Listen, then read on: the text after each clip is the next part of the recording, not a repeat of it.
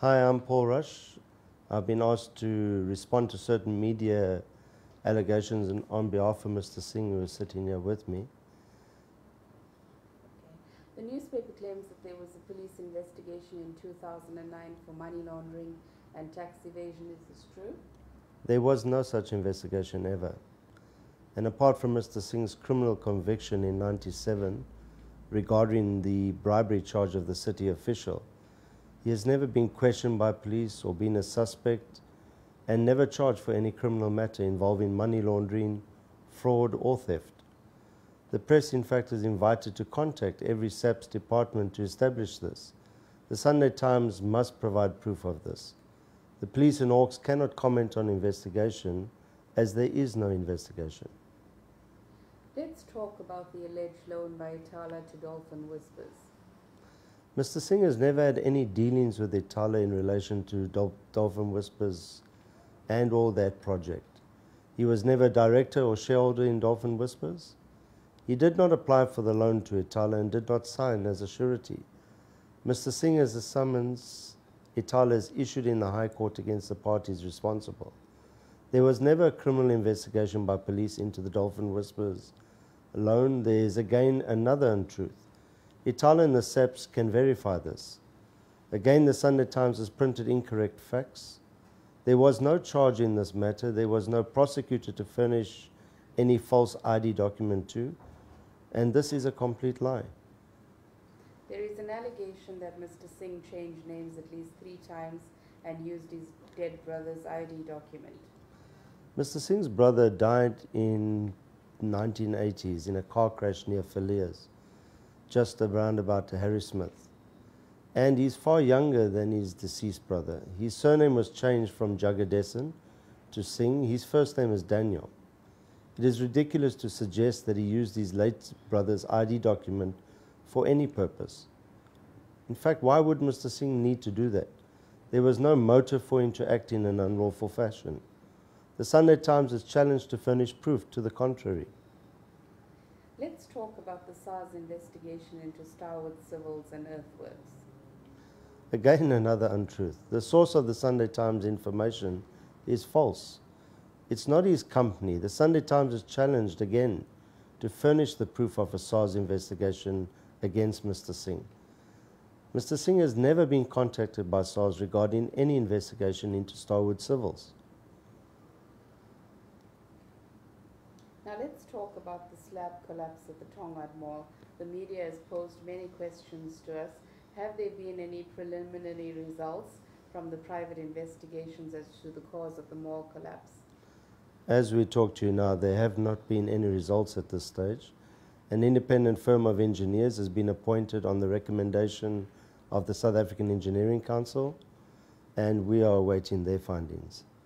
When will the results be released? We have no idea when the results will be released. The eThekwini mayor also indicated that they've instructed their legal team to take action against the developers of the mall, especially as there was no approval for the building plan. Will Rectangle challenge this, and on what grounds? We submitted the plan to the town planning department. It went to various departments and came back with 2 referrals, one which was for the traffic and one for the stormwater. The traffic and stormwater was resubmitted by the engineers. The only outstanding referral returned was the building line. We were awaiting the consent from Transnet and the National Building Regulation. The plan was not rejected, it was referred. We worked with a professional team of project managers, and we built under engineers' plans and supervision. Kamala also mentioned that he wants Rectangle to be blacklisted. What is your response to this? We cannot understand how Rectangle can be blacklisted. It is not an entity that receives any work from the city. It has no tender contracts whatsoever. And it's a property developer engaged in private property development of the Tongaat Mall. Mayor James Kwala said in an interview with one of the newspapers that the city is unlikely to do any business with companies such as Gralio and Rectangle, as such companies give the city nightmares. What does Mr. Singh and his family make of this comment? From what we can see, the mayor appears to be making statements to please the public. The very same mayor has, on a number of occasions, praised the outstanding work done by Grolier Precast. And in fact, Grolier Precast won the Governor Mbeki Housing Award for its construction of the Kobia housing project. This award is available from Grolier directly. Rectangle Properties, on the other hand, has never tended to any other developments and only owns the property upon which the Tongaat Mall has been constructed. As such, Rectangle Properties could not have given the city any nightmares, as claimed, save for the current development. Shadows have now been cast on the work at Kobia. Mr. Singh and his company were working on. Can you state confidently that the work being done at Kobia is of a high standard and that a similar tragedy will not, as happened in Tongaat, will not happen at Kobia? The work in Kobia is of the highest standard. The city has independent engineering consultants that scrutinize each aspect of the work before Grolier is paid. In fact, everyone's invited to scrutinize each of the progress reports by the independent consultants that were appointed by the city, and these consultants vet and certify the work undertaken by Grolier before we were paid by the city. Will Mr. Singh and his family continue to tender for local government work in the face of such comments and public mistrust? Please explain. We conduct business, and whatever tenders Grolier has won have been on open, transparent and fair manner. The tender process is open to all companies who qualify. It's regrettable that no attention is focused on the exemplary work undertaken, but only on the negative aspects of problems with the workmanship. In every construction contract, there is a small degree of error, and we need to concede this as a business as well. There's no exception with Grolier. It's unfortunate the minor errors are being blown out of proportion in the media currently. All of these questions have risen recently due to the collapse of the Tongaat Mall, where 2 lives were lost and several injured. How has Mr. Singh and his family made contact with the injured workers and their families? Mr. Singh and his family, as with us at Grolier, are all saddened by what has happened at the Tongaat Mall. It was unforeseen, but it happened. And to this end, we've appointed a rescue assistance team to visit and console and also assist with finances each of the parties that were affected in the mall disaster, specifically the families of the deceased. The rescue assistance team includes a well-respected pastor from the Phoenix area, community activists and representatives of the developer's office. The rescue assistance team has visited all of these hospitals where patients are admitted and families of each of the injured who have been discharged from the hospital. We've paid for the cost of the funeral and all associated expenses. Mr. Singh has also personally attended to the funeral of the deceased, and there will be another funeral coming up now this week.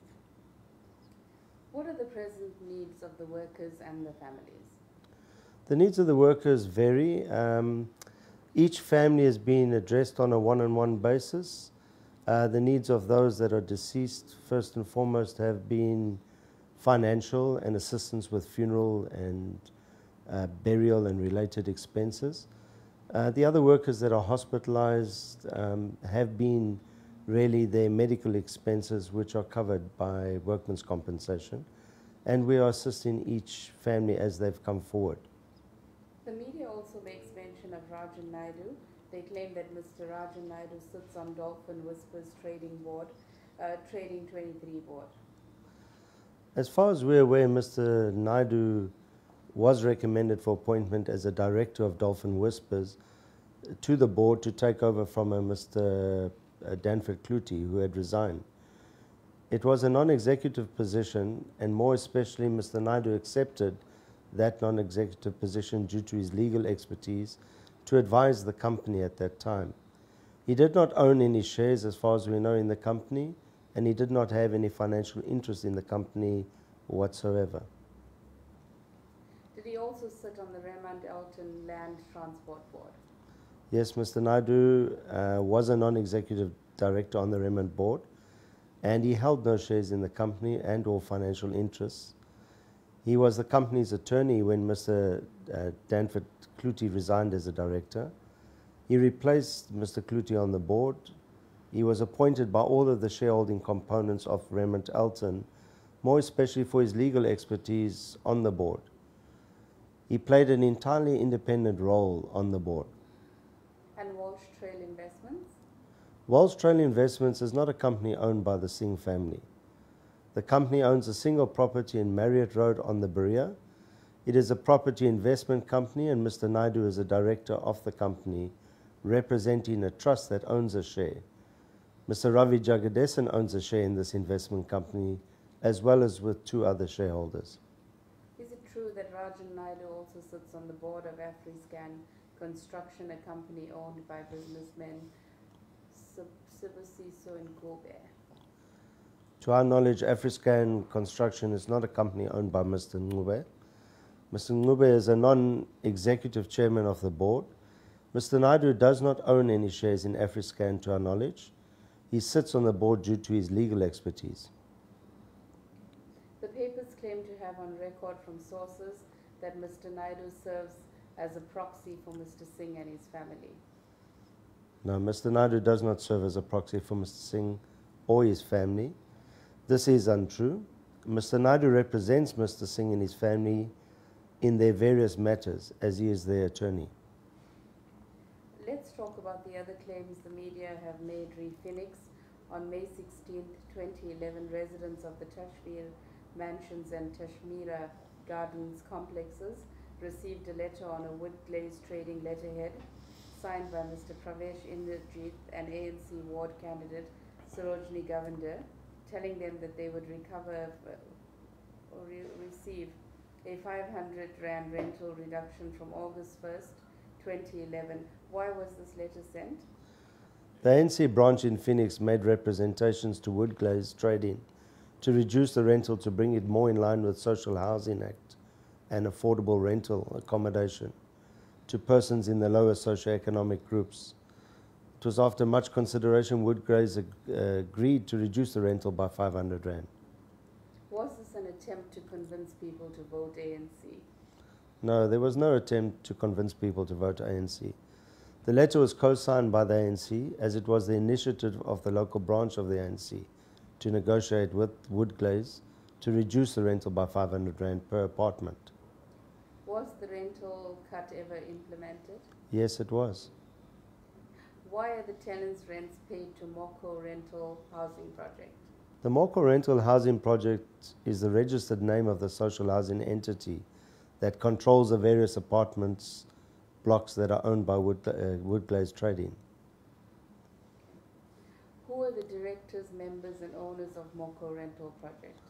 Well, there are various directors. Mr. Mossam will give, or he can give the names of the directors, members and shareholders Moco.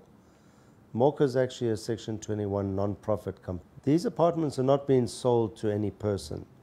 They are rental stock in terms of the Social Housing Act, and the only title deeds that are given to people for their properties is in terms of the Phoenix Infill Scheme, where properties were purchased from Woodglaze Trading Pty Limited. The rental apartment scheme did not ever constitute a sale of an apartment. Is there a message that you'd like to share with all those watching? Well, talking on behalf of Mr. Singh again, the media were not prepared to print Mr. Singh's side of the story. Some sent questions expecting answers, but weren't prepared to print his answers in full. It seems their minds are made up. It's easy for them to call Mr. Singh names. After all, the headlines are what attracts people to purchase the different publications. There are so many lies that have been told about Mr. Singh, and the people are being duped into believing it. Certain media have slandered him, made several false allegations against him, and some even went to the extent of saying that he was not at the funeral of the deceased. Others say his long-term employee was only recently employed by him. There are too many false statements going around. I think all we can say is that one day we will be answerable before the higher power. We believe that life goes full circle. Some of the tenants have also leveled allegations against Mr. Singh. Yet millions are owed to him in rental. The media have created the perfect climate for the tenants who default in payment to try and get away by using the negativity to harm him further. Mr. Singh lives his life without malice and without cruel intention.